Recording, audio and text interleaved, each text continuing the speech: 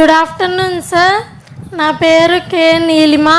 నేను MPC second year చదువుతున్నాను sir.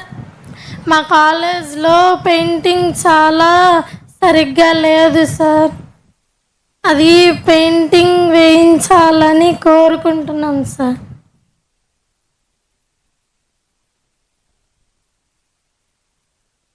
చెల్లి, ఒక ఐడియా వచ్చింది. మీకు పెయింట్ బ్రష్, పెయింట్ నేను కొనిస్తా. పెయింటింగ్ మీరు వేస్తారా? వేస్తాం సార్. అంటే ఇప్పుడు ఎగ్జామ్లోనే మన మేడం గారు ఒప్పుకోరు, కృతిక మేడం గారు ఒప్పుకోరు. సార్ ఎగ్జామ్స్ ఉన్నాయి, మమ్మల్ని ఇబ్బంది పెట్టొద్దు అంటారు.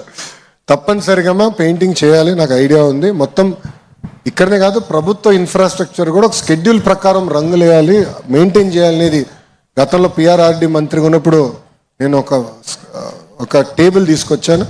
మళ్ళీ అది వదిలేశారు. We'll restarted.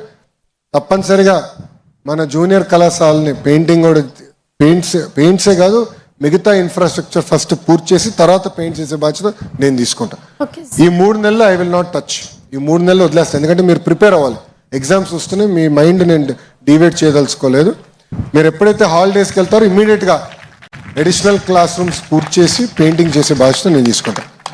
So second years అవకాశం రాదు, కానీ ఫస్ట్ ఇయర్స్ గ్యారంటీగా న్యూ జూనియర్ కాలేజ్ చూస్తారు. Thank you. గౌరవైన ముఖ్యమంత్రి వర్యులు గారికి నా యొక్క నమస్కారం. మంత్రి నేను ముఖ్యమంత్రి నేను కాదురా స్వామి, నేను మంత్రిని. సో నా ఉన్న ఉద్యోగం పీకిస్తావు. చెప్పు నాన్న. సార్, నా పేరు షణ్ముఖ్. నేను ఇంటర్మీడియట్ బైపీసీ చదువుతున్నాను సార్. సార్, మీకు నేను తెలియజేయమన్నది ఏమనగా, మీరు చెప్పిన ఇన్ఫ్రాస్ట్రక్చర్లోనే మాకు కాంపౌండ్ వాల్ కొన్ని సంవత్సరాల నుండి లేకపోవడం వలన మా యొక్క విద్యార్థులు అనేక సమస్యలతో ఇబ్బంది పడుతున్నారు సార్. సార్, అందుమూలన మాకు సంరక్షణ అనేది లోపిస్తుంది సార్. మీరు ఒకవేళ కాంపౌండ్ వాల్ని శాంక్షన్ చేయించి నిర్మాణం చేసినట్లయితే, మీరు నిర్మించేది కాంపౌండ్ వాల్ కదా సార్, మా యొక్క బంగారు భవిష్యత్తు అని మేము భావిస్తున్నాం సార్. మరొక చిన్న విషయం ఏంటంటే, ఇప్పుడు మన కళాశాల పక్కనే సంక్షేమ హాస్టల్ ఉంది సార్, బాలికల వసతి గృహం. అంటే బ్యాక్ సైడ్ మొన్న వరదల కారణంగా అది వెనక వైపు, మన స్టేజ్ వెనక వైపే చాలా విధంగా ప్రభావితం పడింది సార్.